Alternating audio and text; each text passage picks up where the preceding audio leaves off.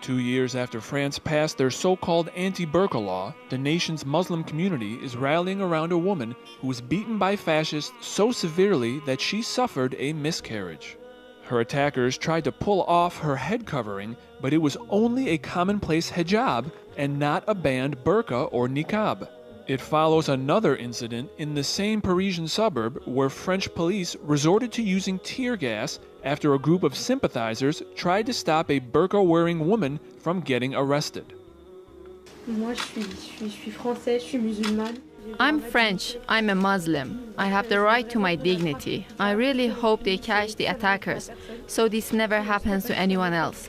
We must stop Islamophobia. I can't understand why my hijab is a reason for aggression. Some Muslims at her press conference sharply criticized the French media for using unsubstantiated anonymous sources which cast doubt on the victim's story. They also asked why the victim herself had yet to be interviewed by any French press. Brothers and sisters and friends, Assalamu alaikum wa rahmatullahi wa barakatuhu. I have a very, very strong message for everybody today. Recently, we heard that one of our sisters in France, in Paris, was attacked.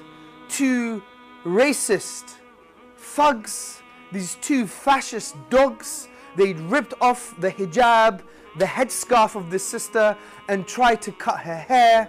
And she was so worried because she was pregnant. And she said, "Stop, I am pregnant." And what these fascist, heartless, dishonorable human beings did is that they kicked her stomach repeatedly. And upon kicking her stomach, we now find out that she lost her child.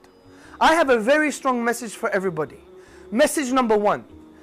Our religion, Islam, teaches us to protect all human beings and specifically to protect women, regardless of religion, regardless of ethnicity. A woman is considered as an honor and as dignity and something that needs to be protected. And I tell everybody, any human being with an ounce of conscience, an ounce of self-awareness, an ounce of honor, that if they ever see or hear such a thing happening, that they would use any means necessary within the law to try and stop this thing from happening. The second message I have is specifically to the Muslims. These things are happening is because we are not calling people to our beautiful tradition. We're not articulating a positive, compassionate, cogent case for our way of life. We're not interacting with others. We're not delivering this sublime message and these sublime values to the wider society. And I'm telling you, if we start doing this, then maybe we won't see these things happening. Maybe from the hatred that we're seeing in Europe at the moment, it would turn into love, or into compassion, or into friendship, or at least into some form of understanding. This is what the Quran is saying.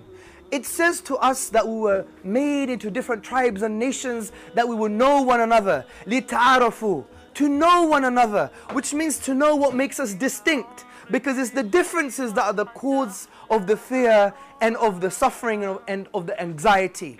But once you show how beautiful this difference is, then maybe from the hatred, it will turn to love.